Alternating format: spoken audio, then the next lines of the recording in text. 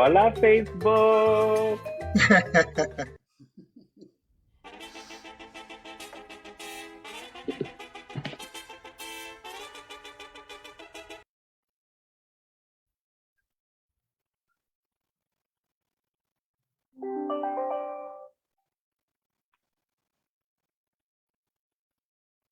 Okay. I think we are live. Hola, bienvenidos. I am Lisa Carreño. My pronouns are she, her, hers, y ella.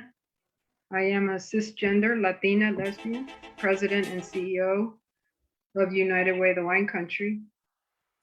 Thank you, Ricardo. And I'm the vice chair of Los Cien, Sonoma County. I'm coming to you tonight from my home office on the ancestral lands of the Southern Pomo here in Forestville, California.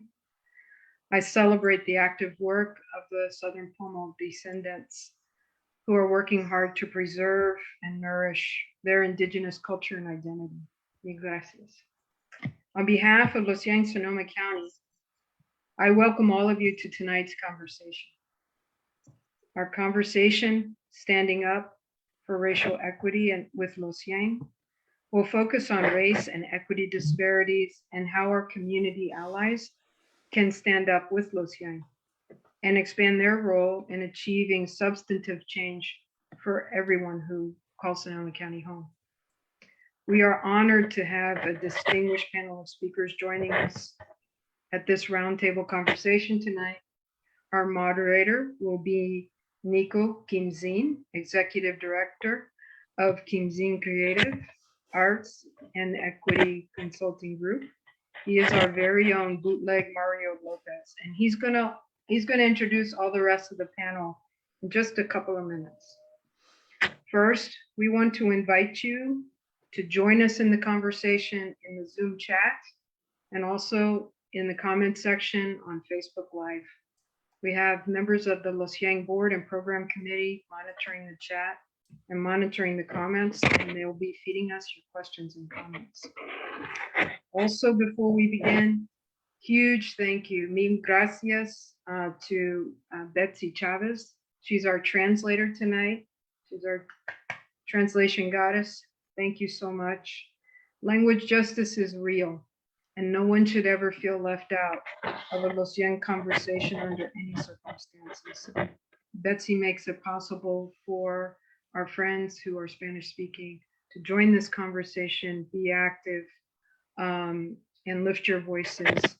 To participate by Spanish language translation, there's an interpretation button in the bottom of the screen. Just tap that and Betsy is there for you.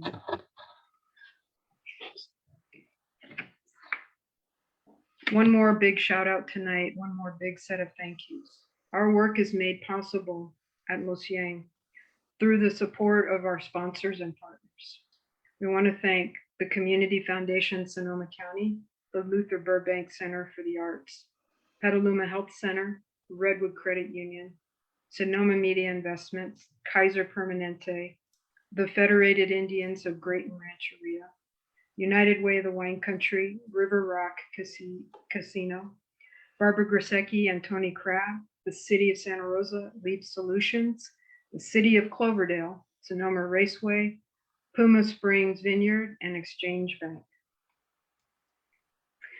To move us into the program, I want to share a quote from Deborah Gorman, President and CEO of the Green Lining Institute. Equity is a verb, and true equity must move beyond words and lofty aspirations. It must be reflected in the day-to-day practices of both individuals and institutions, and tangible results for our communities. This work isn't quick or simple, but it is good work, critical work, and it is revolutionary work. The late Congressman John Lewis from the Atlanta area would call this good trouble. This work is not possible without all of you. In the fall of 2021, just a few months ago, after 12 years of producing more than 100 formal community conversations, Conversations that were meant to build awareness and to build bridges among everybody who participated in them. Los Cien's program committee and board of directors felt compelled to create the following statement. Los Cien Sonoma County exists to hold critical conversations on issues that concern the Latinx community and to uplift and illuminate Latinx experiences. Our intention is to build bridges toward solutions and changes that empower every community member. We respect all perspectives, and we expect respect and professionalism in return. We are committed to holding these difficult conversations. Racism has a disparate effect on Asian, Black, Brown, and Indigenous communities. It is corroding our community and a threat to everyone who calls Sonoma County home. We believe its structures and ripple effects are threats to our community well-being and our democracy. We are unafraid. We are unafraid and unapologetic about exposing the oppression of racism. As Los Cien is committed to illuminating these issues and leaning into these hard conversations, we invite you and we welcome individuals and organizations that wish to join us to ensure and amplify racial justice progress and change in our community. Los Cien's vision, and you can see this on our website, is a vision of orgullo, pride, and equity for the Latinx community in Sonoma County. Since 2010, since the back room at Mary's Pizza, we have worked towards this vision in order to advance belonging and trust and equity for and with our whole community. By engaging in sometimes hard conversations, our intentions are always to facilitate honest dialogue and elevate understanding that what affects the Latinx community here in Sonoma County affects everyone who calls this majestic, beautiful space home. And now I'm going to turn our program over to Nikko. Thank you, Lisa. Hola, friends, bienvenidos. So happy to be here. Who's ready to talk about race Thursday at 7 p.m.? I sure am. Friends, I want to invite our amazing panelists here. You can take yourself off mute. This is casual. I have basketball shorts on and a button up. Okay, I am in business casual. I am, friends, Nikko Kimzin. He, him are my pronouns. I am a queer Latinx performer, producer, arts and equity consultant that loves chubby dogs and a fierce musical. My why is to uplift the human spirit. So that is what we will be doing here today. And we thank you for joining us. I get the incredible privilege of introducing our generous panelists and family.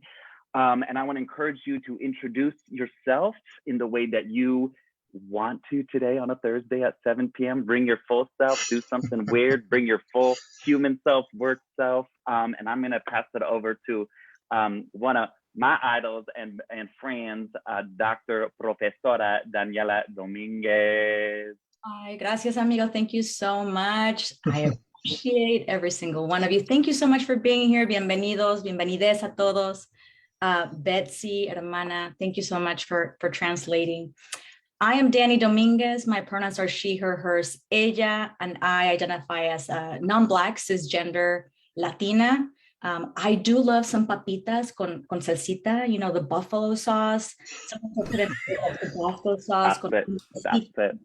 You know, and I do enjoy eating those papitas with a nice banda song. Lately, and I've been listening to a lot of banda, so that's the way I spend my weekends. And check, I'll pass it on if that's okay. Angie. Oh, hello, everybody. Angie Dillon-Shore. My pronouns are she, her, hers. I am a cisgender, white, late bloomer lesbian. Good luck with translating that, Betsy. I don't know if the late bloomer comes out in the wash there. But yeah, I came out in my late 30s after 10 years of kind of hiding in plain sight, raising a son. But now, just fully myself here in Sonoma County. I've been here for about 18 years. I have the great honor of leading First Five Sonoma County. I'm so grateful to have an incredible team there and very lucky to have a board of commissioners that really believe strongly in centering racial equity in our work, which has a lot to do with why I have the privilege and freedom of being here tonight and speaking very directly to the subject. And just so honored to be here with you all tonight. And thank you for inviting me to this conversation. Thank you. Pass it over to Oscar. Well, good evening, everyone. My name is Oscar Pardo. I am a local attorney here with the Office of Perry Johnson, Anderson, Miller, and Moskowitz. I have been a founding member of Los Cien. I identify as he, him. My apologies for looking like Queen for Bohemian Rhapsody tonight, but that's the best lighting I can do. I will do my best to get past you guys thinking that throughout the course of the program. But thank you very much for joining us. And I'll pass it over again to Lisa because she is also one of our panelists tonight. Yeah, so Lisa Carreño again. I'm married for a really long time with my wife, Lorene. We have 3 sons, 9 grandchildren, and 1 great-grandson, Asa, who lives just a couple doors down. I do this for them. I love. Proud to do it. Well, let's do it, fam. Let's get in. And I love, thank you for sharing yourself personally, professionally, because we're bringing all of that mess to this table in this conversation. As I said last time, this is a big family dinner table that we're all sitting at, and we're all ready to dive into this conversation.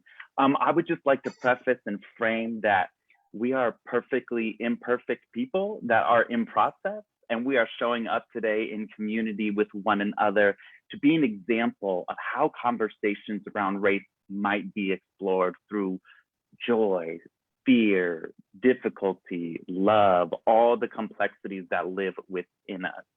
So if we down to clown, let's jump. First, I want to start with my Los Cien group, Lisa, Oscar. Why are we here?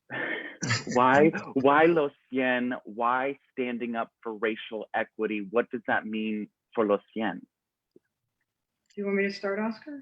You're the most sage of the bunch, so yes. So everybody out there, I think you know our good friend, hermano Herman Hernandez, who started convening us literally in the back room at Mary's Pizza Shack in downtown Santa Rosa, because Herman and friends with whom he began meeting 12 and a half years ago, saw that in the policies and in the resource allocations and the decisions being made, that there was, too little understanding, too little investment in particularly the Latino community. And when he would show up to meetings, it was always the same small group of Latinos, same people being asked over and over again for their opinions about the needs of the Latino community, as if all of us are, as if we're a monolith. And that if you ask me a question about what the needs are of the Latino community in Sonoma County, I'm somehow going to be able to tell you and reflect, the needs of the whole community. I'm not even from Sonoma County. I am Cuban, Italian, Spanish,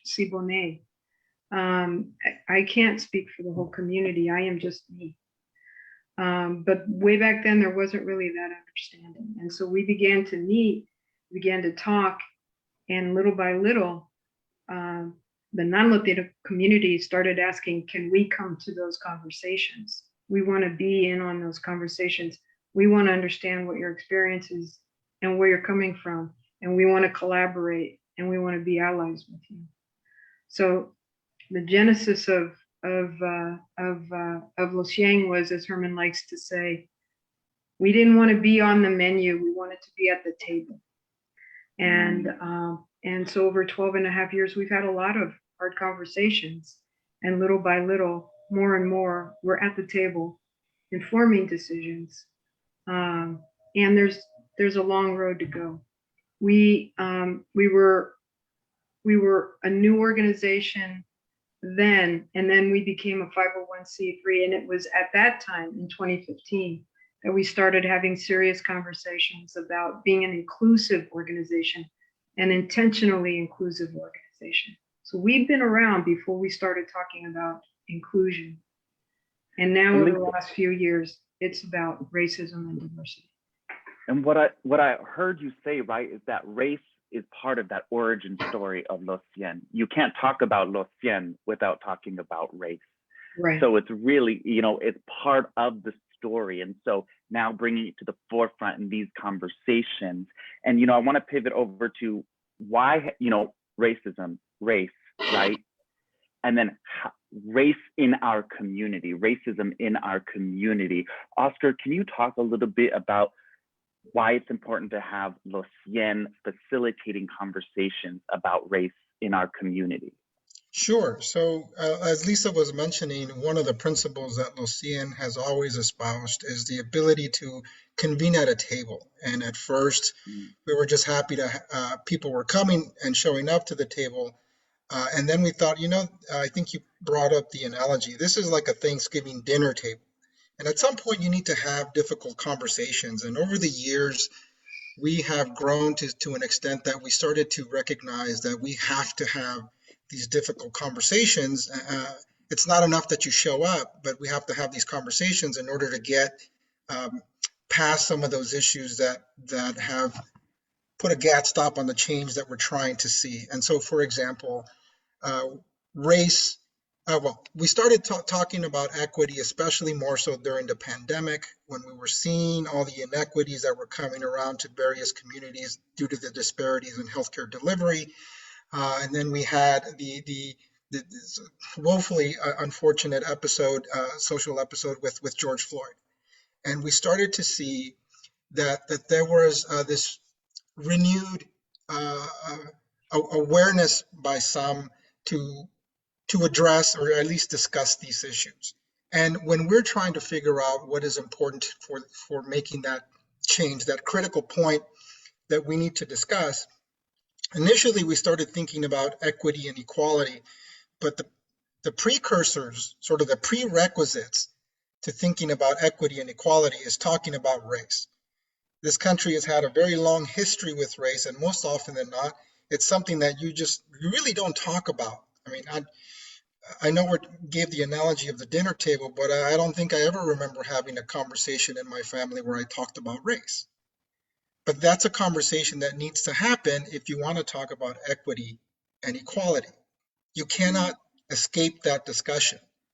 So as we were thinking about what happened with Los Cien at the State of the Latino Address, which was a big conversation about equity and redistribution of resources, I am on the program committee, and collectively we thought we need to have these discussions, as hard as they are.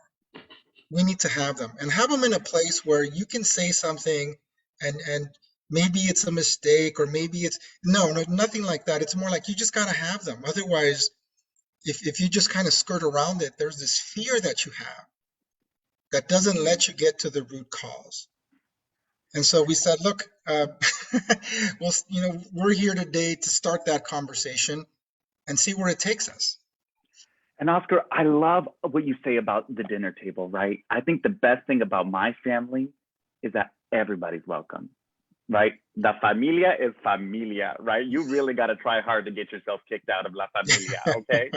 And that's what I love, is that we're at this messy dinner table, and like Theo might say something, Thea, what'd you say? But you're still here, and we're still eating together, and we're learning and growing together, right? And there's love in that. I'd like to position it to Angie now. Angie, you know, why are these conversations around, we've heard from Los Cien's perspective, right, of why to have these conversations. Why for you, personally and professionally, why have these conversations?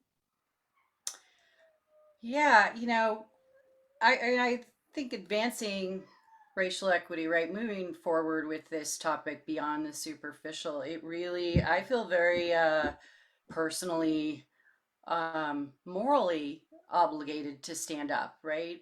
Like, I don't think we can move forward if white people aren't willing to not only be allies, but to actually commit to action and to being an accomplice. But going against the status quo, right, for anything is just inherently scary. There is risk inherent on that, and it's very different, looks different for every individual. I mean, social and professional relationships in Sonoma County, especially among community leaders, I think, or at least just in my experience, are often very intertwined. Loyalties are super complex.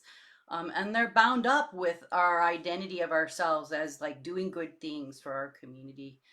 But then when you start layering in the economic power, right, it gets super complicated. We don't want to offend donors. We don't want to offend our funders, the supporters of the work that many of us do, right? Or the success of our work feels dependent on being very, not straying too far from the status quo. So I think speaking directly about racism and white supremacy, frankly, especially if you're going to call it out as a driver of how decisions are made or how power and wealth are distributed, right? Like with that state of, the conversations that you guys had, that there was some concerns around. Being direct about that really does create legit potential for individuals to lose positional power, to lose their livelihood, to be ostracized, right? So it's real. Yeah, But I thank don't you. think but I don't put that out there saying that's the reason why we should hesitate. I actually do think there's a path forward, but we have to acknowledge that first, right? And that it's very complex, and have compassion for everyone and ourselves too. Angie, you just said the hot button word of the night: white supremacy. Angie, you brought it up, not me. You brought it up, Angie. Thank you. We're gonna get back to that, but I want to pass it over to Danny over here. Danny, why have these conversations? Why personally? Why professionally? And why in our community? Tell me on that why. Oof, we have to. We totally have to. So it makes me think about what Lisa was talking about equity as a verb. And I also feel like sometimes indifference is a verb, right? So one of the things that I think about is how can I be a good ancestor today? How can I be a good ancestor for my students, for my niece, for my nephew, for my community? How can I show up and be in pursuit of justice and liberation? So when we were talking about your why, which is to uplift human spirits, my why is to strive and pursue a world that I truly in my heart believe is possible. So I really want to exercise my hope muscles. And I'm a big fan of Mariam Kaba, who talks about hope as a discipline. So every morning I exercise hope muscles. I truly radically imagine a new world where all of us are free and all of us are experiencing cross-racial solidarity and radical love. So I don't think that we would be doing this if we didn't believe that that was possible.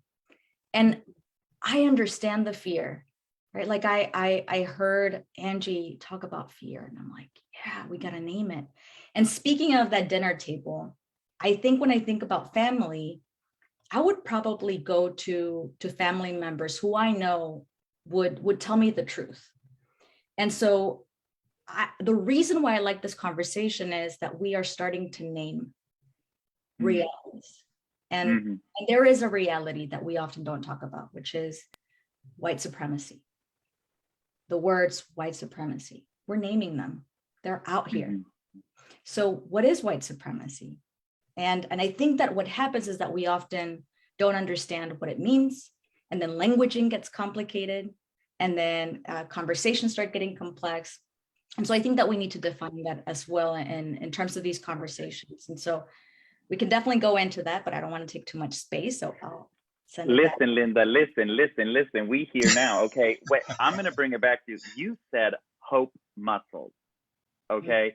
So listen, you need to go to Hope Gym to get some hope muscles. So we're at the gym right now, and one of the exercises is naming these things that stand in our way. And from what you said, that would take our community towards a more liberated community for all, right? And I want to stay on this as we name things like white supremacy, as we name things like fear that we have in these conversations, that this is not just a thing that frees Los Cien, frees the Latinx community. This is having these conversations around these dinner tables is freedom for all of us, right?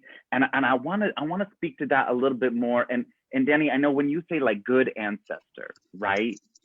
What does that mean for you? Being a good ancestor, but be like, how can we all do that with our slice? So I go back to this idea of equity as a verb. And I think about that. We are so centered around doing in our culture instead of being. And so if I allow myself to be, if I allow myself to embody the just and liberated world that I long for today, in this moment, if I show up for my community, what would that look like? So that's the dialogue that's happening in my mind. So the way Danny structures it in her mind is, I need to build my awareness, I need to build my knowledge, and I need to polish my skills. And a part of that awareness is to understand that when I talk about white supremacy, it's not about individual people per se, but we're talking about a social, cultural, economic, and political system of domination that privileges, centralizes, and elevates white people as a group. Look, white people are my siblings. And I realize that we have to be in this together to co-create this new reality, this new world. And a part of that first step is for all of us to have that understanding, to understand that white supremacy is not about one person, but it's about a structure. Yeah, and I love that. And I love the idea of sitting down and having the conversation at the table is what you said, it's awareness, right? Then it's knowledge, then it's skills, then it's action, right? And so we're building that here all together with, you know, our white fam here too, right? I want to bring it up. So just so backstory, I'm going to air the dirty laundry. We've been having 3 Zooms with my Los Cien fam here, and we had conversation after conversation. What is this panel going to be about? How do we talk about this in this way, right? And it was messy and it was beautiful, and there was a bunch of fear. So we're just going to name fear. Fear when it comes to talking about conversations about race. For me, how it shows up, my chest gets a little tight, my palms get a little sweaty, sweatier than they normally are. And I think, who's going to be watching this, right? I see the participant thing. I know my colleagues are on. Am I going to slip up? Am I going to say the right thing? Am I going to be canceled? Am I going to cancel them? Are they going to cancel me? Right? Like, we all have fear. And I don't care, you know, the wokeiest of the woke, but we are all here learning together, right? And I think that's the thing, is fear can be a unifying, beautiful thing that we're all learning together. This is our growth mindset, right? So I want to ask that to this collective. What do you fear when it comes to having conversations around race? Lisa, I heard the I'm coming to you. Yeah. So, you know, I was listening to all of you, remembering being a kid growing up in Tampa, and like wanting to have these conversations in my family, trying to have these conversations in my family, but you know, it was a struggle there too. And in the back of my mind, I started hearing the words of the admonitions of some of my elders. Lisa, but why do you want to talk about things like that? You know, and I you know, and I didn't know that talking about things like racism was not okay. And so I felt ashamed. And so I would feel afraid of, of, of asking questions. I would feel afraid of lifting my voice because I found myself feeling afraid that I was saying the wrong thing, asking the wrong question, doing the wrong thing. I felt exposed for doing it wrong, maybe for not seeing the world the way that they thought I should. And so really feeling different. So, you know, I just, you know, I know we're talking about fear, but I had not thought about this until I heard our conversation unfolding tonight. You know, there's also this shame that I'm not doing it right. Yeah. Yeah. Shame, right? And what I heard you say earlier, right? This imposter syndrome. Who am I? Right. I don't have the vocab. I don't have the language. Oh, yeah. I don't have the skill. I heard those words. Who do you think you are? That's right. I hear that every day in my head. You talk about that. Why you? I want to. Oh, Oscar, go for it. I see that finger. Go for it. Yeah, I want to continue the thought that Lisa put out there about this fear, and then we've been talking about here, because I think that is a huge speed bump in our discussions here, and to the extent that what is fear? I think for the most part, it's fear of the unknown, and the unknown of the other side, and oftentimes the unknown within yourself. Like, what am I so scared of? What am I going to find out about myself, or where I come from, or what I'm doing that's gonna sort of color me in a certain way? Pardon the pun, but I mean that's what it is. But I would challenge anyone who's having that type of fear to actually go in and start knowing where you're coming from, because maybe at that point you'll start to understand why other people are looking at you in a certain way, or why you may feel this fear that you're having. Because if you don't, then it's that we talked about it in our prior discussions. It's this elephant in the room. We know it's there, but no one wants to say anything about that. And part of the conversation, the impetus for part of this discussion is, we know it's there. Let's talk about it, right? And Oscar, I'm sweating. You just took me to church. Let me tell you, when you said, what am I going to find out about myself? Right. I see that pop up when we say the word white supremacy. And everyone, including myself, it asks, if I ask that question, if I dig deep, if I get curious as opposed to defensive, if I lean in, what am I going to find out about myself? How have I been participating and contributing to that system, right? And so a defense mechanism is to not talk about it, right? I don't want to find out how I've been a part of that. This is great. Angie, I want to pass it over to you, my friend. You are, I just want to say, what am I going to find out about myself? And in these conversations, what fear has come up in that exploration?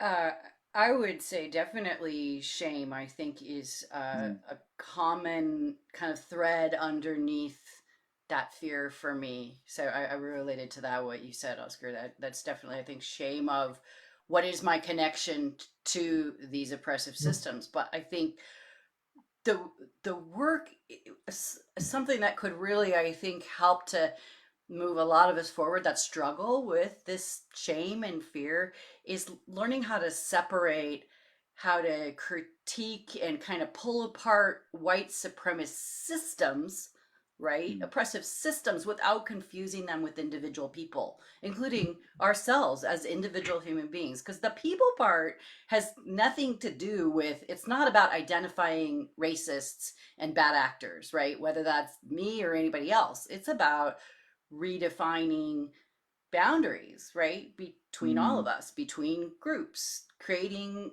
community that's based on inclusivity, right? Increasing our sense of belonging and others' sense of belonging, including those in our circle of love and compassion that you might not know, you might not be familiar with their language or their culture, examining your assumptions about them and then building bridges, right? Like one of the really most inspiring thinkers and writers, teachers on social justice for me has been Bell Hooks, right, who passed away fairly recently. And she would talk about radical love and belonging like that in the same sentence, literally in the same sentence that she would talk about the impacts of the imperialist, white supremacist, capitalist patriarchy, right? And how that denies people of color lives of well-being. But that part was always about the systems, not people. But the process does go hand in hand. But I think by separating those things, one is somewhat of a cognitive, cerebral, intellectual kind of exercise, and the other is one of the heart, right? And how we either other people or invite them into our circle. You know, and Angie, that's a moment for me where I'm like, I gotta go back to the hope gym to get this hope muscle, right? Is to have this conversation to separate people and systems, right? Hard. Because we can love people, but we love people that's operating within an oppressive system, right? And we operate within that system daily. And so it's the unlearning and relearning, right? And getting into that hope mindset, that hope muscle. So you brought up radical love, right? As a tactic to go around this obstacle that is fear. I want to bring it over to Profesora to talk about what is another tactic that you use to kind of go beyond the obstacle of fear to have these conversations. What's a tool you use? So first of all, I think it's just understanding that fear is evolutionary. It is an adaptive response to a perceived threat. So when I experience that fear, it's like, okay, well, your body is trying to tell you something. Your heart, your spirit is trying to tell you something. And then the second thing is to try to think about this perceived threat. What is that about? Because feeling uncomfortable is not necessarily the same thing as feeling unsafe, and vice versa. And so for me, that going back to the gym is about moving myself into the stretch zone. And we call that, and Cindy Berrios and I talk about it, about this growing nervous excitement of moving into spaces that we might not necessarily understand and know. And Paulo Freire talks about it as concientización, that emotional cognitive process of learning more about the truth behind our own oppression. So the work starts with us. And so for me, it is about keeping it super real and honest and asking myself, Danny, how have you perpetuated and been complicit in white supremacy? Because we've all been conditioned by white supremacy. And white supremacy harms every single one of us. I've written articles about Latinos, Latinx communities, without thinking about my Black Latinx siblings, my Afro-Latino siblings. That's anti-Blackness. So I have to name it and I have to say, all right, Danny, what is that about? And then not only, Danny, you've perpetuated and been complicit in your actions and in amplifying and reinforcing the system. And what are you going to do about it? How are you going to mend? How are you going to tap into transformative justice to make sure that you can take action in the direction of liberation, which is your why? So I think it's about alignment with your values. It's constantly exercising in an ongoing, sustainable way, doing it over and over again. And Ibram X. Kendi, by the way, is coming to Hannah. Shout out to Hannah. And he talks about that, right? He talks about how, to be a racist or an anti-racist is not who you are, but what you're doing in a particular moment. So Danny can be giving presentations on diversity, equity, inclusion, and belonging across the county, and then say something that is oppressive. So it's like keeping it super real with ourselves and thinking about how are we also standing on the shoulders of giants. I think about my queer elders who I wouldn't be able to get married today had it not been for elders who fought for same-sex marriage. So what about now? How are we going to create a new society that's more equitable for the generations to come? And it's all about, again, about solidarity. And I love what you say, Danny, too. It's about, going back to that gym, building up that muscle, but learning it on oppressive systems and carrying that over to intersectional ones, right? For queerness, for trans folk, for, learning it, anti-oppressive structures, and learning how you operate within it, naming it, building awareness, knowledge, dismantling that, but that's across multiple different oppressive systems. Oscar, you had something you want to chime in there? Yeah, so as we were discussing here, and for the audience's sake, I want to just to let them know that we've had this group here has had these discussions in the last month or so, very intense and evolving discussions. And at least one of the things that I took away from it, as we're talking about defining terms, the term white supremacy, I'm fine with that term to the extent that I'm not hoping people aren't walking away from that term thinking about these heavy connotations that the term typically takes, which is, seeing people around of white skin walking around with a cap or a white hood or something. That's not what I believe we're talking about here. We're talking about systematic issues, things that we have seen over the course of the history of this country. Is we all come to realize that when we're talking about race, we're not talking of a biological construct. We're not talking about my biology is different than your biology or your genetics. We're talking about a system here in America that was built upon the distinction of race for the purposes of power and separation and oppression as a result of it. That's sort of the structure of white supremacy that we're talking about, or at least that I'm thinking about when I look at this. I don't go walking around, at least for me personally, looking at my white brethren thinking you guys are all wearing this cap. No, there's people that are doing the good work, right? And those are the people that have actually done that soul searching that we were talking about earlier, right? So that concept, that term that I'm looking at it, I guess what I'm trying to say here at the end is that there's these. Because we really haven't had these types of discussions collectively, whether in a nation or at least in Sonoma County, there's these loaded terms that come out that people sometimes get fearful, going back to the fear, about using. Like, am I saying that right? Am I standing up for this in the right way? Am I thinking about something in the right way? And it's all about giving context to those terms. If your initiative is to learn about this stuff. Yeah. And Oscar, I love what you said, and you're keeping it kind of across the country, but I want to bring it home to Sonoma County, right? And we just had the release of the portrait of Sonoma County last night. And a huge thing, undeniable, through fact, through research, science data, that race is a health issue in Sonoma County, right? So when we talk about, racism across the country, right? This connotation, it's here, it is alive, it is well, and it is hurting some of our communities. And arguably, it's hurting all of our communities, right?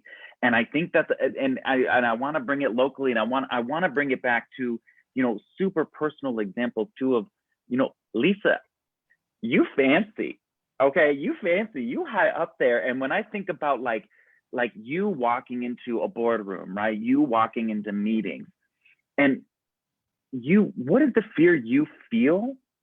And then how do you overcome that fear to have these conversations about race, right? We've been noodling these past couple of Zoom days together, but for you, I mean, you're a fancy person to me, okay?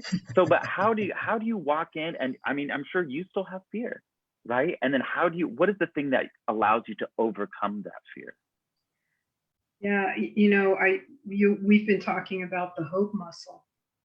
And I think what just occurred to me, because I know we want to start offering our participants in the program tonight ideas for how to build their ally muscles and become accomplices with us in the work that we're doing. And there's this other muscle that I think I have, and I think maybe my hope muscle needs more of a workout, but I do have this curiosity muscle. And I do find myself asking questions like, well, why is that happening? For example, with the portrait of Sonoma County, I was bowled over last night looking at the slide that shows us that the Human Development Index for our Black brothers and sisters has gone down almost a full percentage point since the 2014 report was released. And I'm curious about why that's true. I'm really curious about why over these last 8 years, the life expectancy of our Indigenous brothers and sisters has gone down over 8 years. What is up with that? Why is that happening? I want to understand why. And so the curiosity muscle in me is maybe, I mean, for good or bad, maybe more fearless. And that intellectual curiosity that I know comes from here wants to know why that's happening and wants to be a part of figuring out what do we need to do to the system to reverse this course, because that's not okay with me. Yeah. Friends, I do want to say we have a couple people bringing us in some questions here in the chat. I would encourage you to put your questions into the Q&A section at the bottom of the screen. We're going to come up to our Q&A moment here. I would encourage you to do that because we have this incredible panel here that is hungry to answer some questions and dive deeper into this. Lisa, what I love what you say, and I feel that too, is that there is this kind of curiosity, but then also it speaks from my heart in this rage, and I'm upset. Why is that? Why, when I see those numbers, it strikes a pain in my heart, right? And it moves me to curiosity. It moves me, you know, to want to move to action, right? And I think this is the way we start to move to that, is we start to bring our community into conversation and say, these are our Black brothers and sisters that we love, our Black fan, and we want to bring them in, right? And we want to be solution partners, right? And how can we build community around that as opposed to letting this conversation distance us from one another? So I see that. I'm going to transition here to a little bit of the questions as they're coming in, because we have these brilliant brains on here. I have an incredible question from Zoom saying, how do white Hispanics, Latinos fit into this? Oh, I've got a lot to say about that. Well, and I think it speaks to the larger, you know, question of diversity. When we say diversity, it is Dropbox files upon Dropbox files, right? But Lisa, you want to take that one? You want to? I just want to say, I think that we have a lot to answer. Those of us, I mean, I don't know all of what my ancestry is. I do know that my grandfather, my great grandfather were Siboney, were Taino, Siboney from Cuba. And I know colorism within the Latino community is real. I don't want to begin to tell you some of the things that I've heard, some of the incredibly racist things that I've heard from my own family. And that has informed me for a long time. I just knew that what they were saying and the way they behaved wasn't right, wasn't yeah. You know, and so, you know, we have a lot to answer for with our own racism and our own colorism. And Lisa, can I pause you there? And I'm going to pass it over to Danny here, and I'm hoping, Danny, you can hook me up with a kind of a clinical definition of colorism and expand that a little bit more. Thank you. Yeah, I mean, Isabel Wilkerson does a beautiful job of talking about the racial caste system. So, you know, she talks about race as kind of like a flashcard. So when people see me, right, they see something. I can guess probably it's brown skin. When we're talking about white Latinos, right now folks are having the conversation around being really intentional about underlining the privileges and advantages that come with being white, even if you are still a white Latino. Why? Because, you know, when people see you, when they see that flashcard, that white skin, that carries with it a lot of advantages. And so I think one of the things that we need to be really thoughtful around within the Latinx community is that anti-Blackness that exists, the anti-indigeneity that exists within our communities, how cruel we can be with our indigenous siblings, and understanding that we learn how to perpetrate from the perpetrator. So we learn how to oppress from oppression, from oppressive forces. And so this work applies to every single one of us. Again, the anti-indigeneity that exists in my family, it's terrible. And so we talk also in my classes about how do we come to terms with the fact that a lot of us as Latinos, the oppressor and the oppressed coexist within us, right? So I have white Latino, Latinx family members, and I also have indigenous Latinx family members. And so I'm having to grapple and contend with all of that. And so I just want to invite people to ask themselves these difficult questions and think about how do we start disrupting and dismantling these systems of oppression? And there are different entry points. We always say there are different entry points. And so what is the tool that you can pick up for justice? If you were to pick up a tool for justice today, what would it be? And there's no cookie cutter way of looking at this. There's not, a 1 to 10 list, and then we're going to wrap it nicely in a little bow. It is, what are you good at? The work starts with you. Today, what kind of conversation are you going to have in your family? What is that kitchen table conversation going to look like? And all of us here, working professionals within Sonoma County, how will we walk into our Zoom rooms, our offices differently, right? How does the personal then inform the professional? Because we all have to move together in order to move what that looks like, justice here, racial justice here in Sonoma County.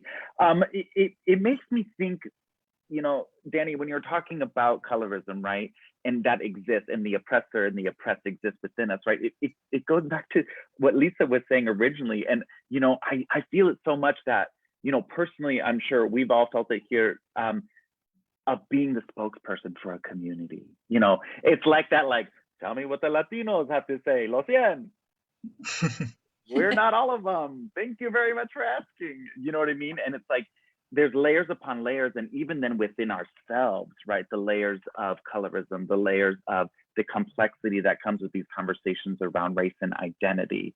I want to ask another question here that's beautifully put within our thing, is what besides education can help us use asset-based language in conversations and stop the professional and personal microaggressions towards our BIPOC community? Now, in order to answer this question, I wanna break apart one thing for us, and Angie, maybe you can help us out here, but microaggressions. Can you just give us a short snippet on your understanding of microaggressions? Sure, and it's I'm noticing a comment in the chat right around that, giving context to white supremacy isn't all about Nazis and the Klan, right? So it's similar. Like microaggression is not the Zoom bomber, using the N-word and really hurting the people of color on the call. That's racism for sure, but a microaggression is something that just may fly by 90% of the people in the room. It's a comment, it's a tone of voice, it's something that diminishes the humanity and the actual position, power, intelligence, whatever it is about the person, and based on probably an unconscious assumption about who that person is and their lesser than status. Yeah. Oh, Oscar, go for it. Yeah, Angie, thank you so much for that definition, because I was going to give you an example here from personal experience. Yeah. When I first came here to the county, I'm an attorney. When I first came here to the county, I was sent to do a court appearance in Mendocino County. And every courthouse pretty much has these two entryways into the courthouse, one for the general public and one for the attorneys to kind of get through and handle your business. I went through the attorney's side, and I was stopped, and I was asked for my bar card, which is not a big deal, so long as you're asking everyone for their bar card. But as I was there searching through my briefcase for my bar card, 5 or 6 white gentlemen walked through. No one asked them anything. And so by the time I got my bar card, I had noticed this, And I asked the bailiff that was there at the door, how come they went through? Oh, well, I know them all. They're here all the time. Okay. I go up to the courthouse, to the room that I was going to appear in, and I'm sitting down before they open up the courthouse. And the attorney on the other side, who I've never met, was sitting there, and he kind of comes up to me and he says, "Are you Oscar?" I said, "Yes." He goes, "Oh my God, I'm so glad to hear that you're here because I've never been here." He was one of those people who walked through. I felt that for me was a microaggression because I felt like everyone else who was white got through, no questions asked, and I was stopped. And the reason that I was given for that was this sort of presupposed reason that, well, I know them. Well, you don't, because this attorney had never been there. Yeah. And those are the little things that you see on may experience, and you're thinking about, what was that? Mm-hmm. Well, that's what a microaggression is. It's that, what was that moment? Like, what was that all about? That's part of it.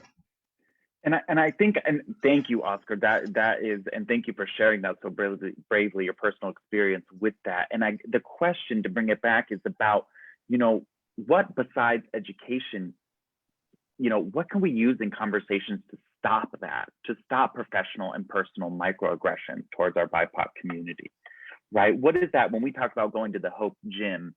What are those things that we've used? I feel like the question, the person who's giving us that question is asking us, what are the different ways that we can be allies in that moment, or that we can be upstanders in that moment?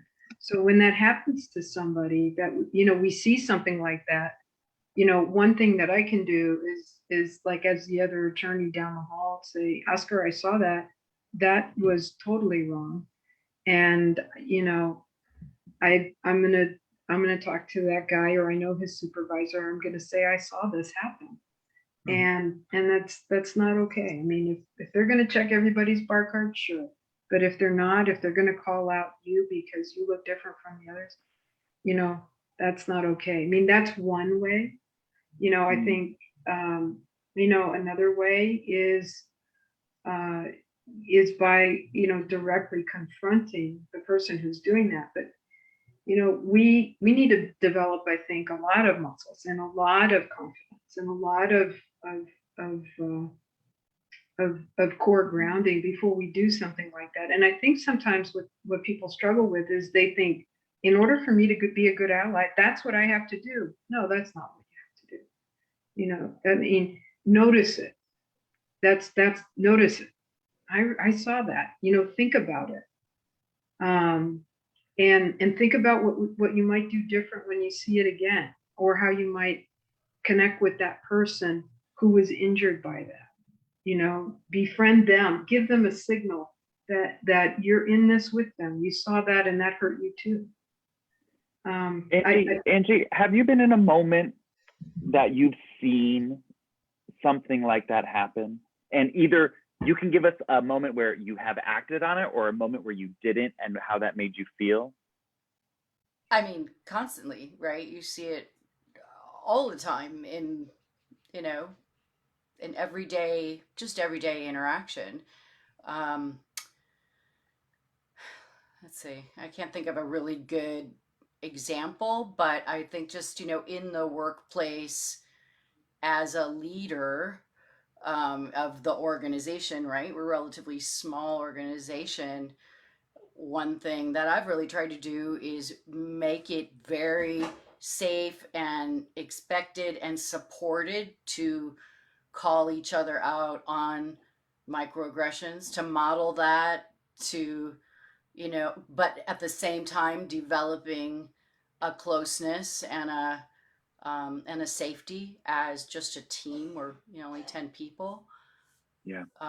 So I think it's really important in the workplace in particular. It's probably where you see it. Like Oscar's example was a professional situation.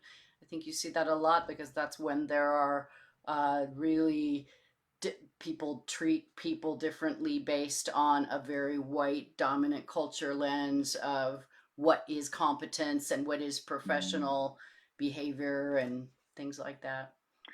So Angie and Oscar, maybe hopefully this leads to your thing here, but what I heard you say, right, is making these agreements to one another, right, that when these moments happen. And the next question is, what commitment can we make as a community to hold each other accountable for this work, right? It's the other thing of awareness and action, but it's accountability, that when something like this happens, when that happens to Oscar, we notice it. We've made a commitment to ourselves, right? Los Cien has made a commitment, and they verbally said, we will be unafraid and unapologetic about standing up to racial inequity, right? And so I want to spin ourselves into, like, what commitment can we make as a community to hold each other accountable for this work?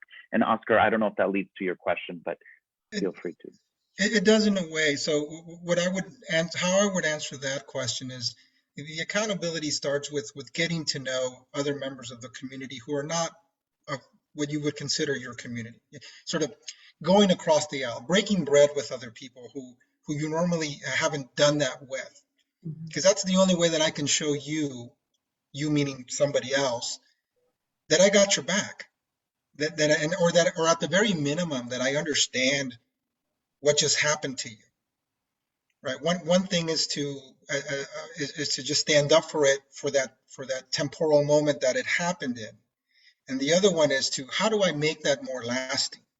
How do I reach out to other community members and other communities so that when something happens to them, I understand it. It's easier for me to understand, and it's easier for me to say, I'm here for you. Mm-hmm. Mm-hmm. Bring it on home. Anybody else?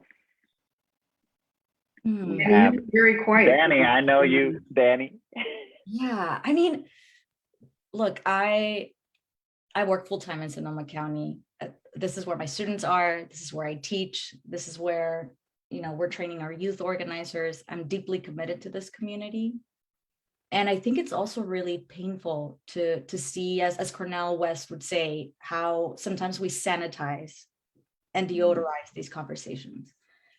And so we talk about racial equity and health disparities and social determinants of health. And we do it in such a diplomatic way with so much psychobabble, and we just gotta be bold, man. Like, we just really have to be honest and say, this is just truly dehumanizing. Yeah. So I think the road is, as Ibram X. Kendi would say again, I know I'm quoting him a lot, but we just got to honor the times when we're being anti-racist. Honor that, because we are modeling to this next generation and to each other how to be in right relationship with ourselves, to each other, and to the land, but also confess the times when we are being racist. And we don't want to do that, y'all. Like, that's the thing. We seriously have to have a come to, I would say, Baby J moment, right? Of what do we got to do differently? Like, let's be bold. Right. We got to have political will. We have to be sacrificial. White people, my white siblings, y'all got to hold the line, because the disproportionate pain that our Black, Indigenous siblings and other people of color are experiencing. And I'm saying this with so much privilege, right? Like, I have a roof over my head. I have a job. I have the academic freedom to say all of this. But we have to hold the line, because there are people who are at this moment right now suffering. I provide therapy to clients whose hands are like, all, there are cuts and there's so much inflammation. And like, how do we, when we started this conversation today, I said, remember, we're doing this for community. How do we honor those who are on the margins of society and keep it real? Like, let's move beyond the political and the diplomatic and just call it what it is. So you want it real, Profesora. I got a real question for you and this collective. And then we're going to use this as our last question, and I'll transition to Oscar and bring it back to Los Cien and what offerings we have for communities to still continue these conversations. This is a real question, right? I'm curious about what considerations were given to inviting Black identified panelists to this program. Can we truly have honest conversations about racism and anti-Blackness if we're not centering those that are impacted by it? What is Los Cien's commitment to addressing anti-Blackness in the Latino-Latina community moving forward? Let's get real, y'all. I so appreciate the question. I read that in the chat as well, and I'm grateful that that the participant put that question there. This is Los Cien's first open out conversation about equity building and racism, and it's imperfect. It's a starting place. It's not an ending place. This panel, Nikko has referenced, there have been several planning meetings that have led to tonight's conversation. This isn't what we originally thought we were going to be doing or how we thought we were going to be doing it. This is our starting point, and it's imperfect, with all humility and with respect. We don't have everybody at the table. We're just getting started with this conversation, and God willing, I hope we will have a lot more conversations like this, and that they will be as vulnerable and honest and as imperfect as this one has been. I really feel you, and I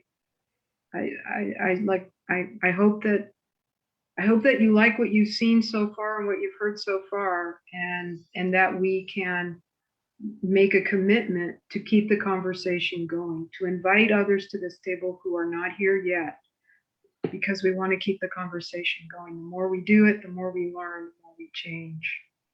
Yeah, and I think what, going back to the last question, Lisa, is this word of accountability. Yeah. Right, that we invite the community, the Los Cien community, Sonoma County, to hold Los Cien, each other, accountable, right, to addressing these questions of anti-Blackness within our community, right? We invite you to that. And I think in this stretch mindset, in this hope gym, that we invite you to the gym with us to learn that, right? And sometimes we need people to ask those questions to say, if you're talking about anti-Blackness, why aren't Black identifying folks there, right? And that's what we need, and it sharpens us. And so I guess, for Los Cien, I think it's really important for you, right, to hear, how do y'all take that from the community and move forward and say, this is a voice from the community. We want to respond to this. We've been held accountable. How do we respond? Oscar, go for it. Yes, and to add to what you said, Nikko, and what Lisa put out there, from the Los Cien perspective, as Lisa mentioned, I'm one of the founding members along with her. And we have been doing this work for at least 10 years now. And we need new thoughts and new blood. And we need people to come in and share their experiences, just like they're doing right here, and then continue to drive the work with us. So one of the parts, at least from the program committee perspective that I sit on, is if you have questions, topics, issues that you want to address in this type of a forum, come to me. I'm more than happy to listen to you. Believe me, I spend a lot of time talking to people because we don't want to put programs out there that don't leave you thinking about what we said at some bit when you leave. So these are some of the questions that I'm gonna sign off here, and I'm gonna think, gosh, I should have done that, or we should have done this. And I invite you to come and do this work with us, because we're all trying to figure it out. As Lisa said, we're all imperfect, but that doesn't mean that we have to, that shouldn't be an excuse to stop. No. Gotta keep going, right? So come on over, let's talk. I'd be happy, break bread, have a coffee, like I said, a pint of beer, and sit down and talk about this stuff. Yeah. Yeah. Nikko, just a couple of quick things for Paul, who asked the question about Latinx and BIPOC people disproportionately affected by climate change. I just want to say that is a subject that Los Cien needs to take on. But know that what we have seen over the last 4 years is that the Latinx and BIPOC communities of Sonoma County have been very adversely affected by the fire emergencies and by the flooding that we've experienced here in this community. And for Christy Lopez, we can take your question about the rental program to the people who are making the policies that are setting up rental assistance and say, you know, what can we do about this qualification, which is going to lock so many people out of support? Asking those questions is helping us do what Los Cien needs to do, and what we as individuals in the community who want to lean into these hard conversations are also volunteering to do. So Lisa, Oscar, I'm going to bring it back for our Los Cien fam here. Obviously, we are getting more questions here. Yeah. Our time is running out. I want to be respectful of everyone at 8 o'clock on a Thursday, because people got kids, people got to cook dinner. You know what I mean? I got to change out of this shirt, get in my sweatpants. But I want to say, how can people find out more information, continue the conversation, and continue to invest in these family style and come into the Hope Gym with us? How can they do that with Los Cien? Who can they contact? Well, I put myself out there. You can contact me, and if you have any suggestions, anything that we can do together, it doesn't have to be on a program. A lot of this work that we're talking about here happens outside of this program or in these types of settings. So it's continuing that conversation. You can always reach out to me. My email was in the registration page as you saw it go through when you were registering. Los Cien has an email box that if you put anything related to a program event, it'll get forwarded to myself. So I'll put myself out there as at least one spokesperson I want to continue doing this work, whether it's with Los Cien or just by myself. I mean, it's something that needs to be done. Yeah. My friends, it has been my incredible pleasure to be in community with you all, be at the table having this family conversation. And I would just like to end with, if we could go around and just one or couple of words, but what are we offering up? You know, we have a lot of our community watching right now. We have a lot of our allies watching right now, right? There's fear, there's, you know, showing up to hear and be like, what's the Latino family saying, right? What do we want to leave them with? What would you like to offer up around these conversations around race in our community? And I'll let that be open for whoever wants to hop in. I said that, but I'll hop in first because I was so moved. By yourself. When I say something and then I answer. I would encourage people that what Angie said really struck me, that there's love, right? Where there's fear, there's also love, and to cling on to that and to use that as a commonality. And love can also mean anger as well, right? And I just think there is potential for love in this. And so that would be my offering to the fam, is that's a possibility as we freedom dream the future, that this justice, these conversations, there can be love in them. And I'd like to testify to, you know, if you are willing to take risks, right, go a little bit farther than they did yesterday, and realizing that it's uncomfortable and there could be consequences, right? But to commit to that ongoing accountability, holding yourself, others, our community, it's a sacrifice. But what you're actually letting go of is the fear that then results in actually freedom, right? And joy. That is what liberation is. And so then we can turn toward each other while we lean into that discomfort. And then if more and more of us can find the courage to do that, I mean, courage is what? Being afraid, but doing it anyway. It's really, really true. And I believe that that's how we're going to help create a community where everyone can feel like they belong. Thank you, Angie. Angie. Thank you. No, Angie, I'll join you. And I see you doing the work. And I'm just like, let's go have a glass of wine and let's co-conspire. Man, you know, like Miriam Kaba, again, I quote her a lot, but she talks about how we must do this. There is no way around it. This work needs to get done. We can do it, and we are doing it. This is a W right here. This is a win, right? So we can definitely do this. Nothing about this is inevitable. We totally can disrupt white supremacy, and we can create this new social structure where we can accompany each other. Like, let's no longer work in silos. let's come together and truly express radical love, because also the psychological costs of not doing that, the guilt that a lot of my white siblings are carrying right now, and that a lot of our non-Black Latinos are carrying, and everyone else in between and beyond. It's too heavy. Why do we want to live like that? Let's go. Let's do this. Let's create a new social structure. I'll pass it on to Oscar. My takeaways for the folks is to be supportive and sympathetic when you see someone making the effort.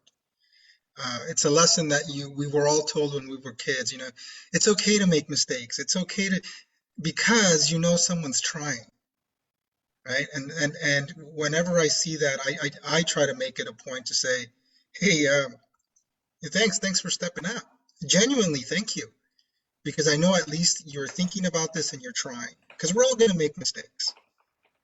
What is it? Everyone has those days, something like that, right? So let's be supportive. Let's be sympathetic. I know you're trying. Thank you, Oscar. Yeah. And Lisa, your offering. So my offering is, well, the word sacrifice has been used a couple of times over the last hour and 15 minutes. And I want to ground it in a definition that I really like. It means to make sacred. To sacrifice is to make what we're doing sacred. And for me, that means, everything that you all said, everything, all of your offerings, to make them sacred.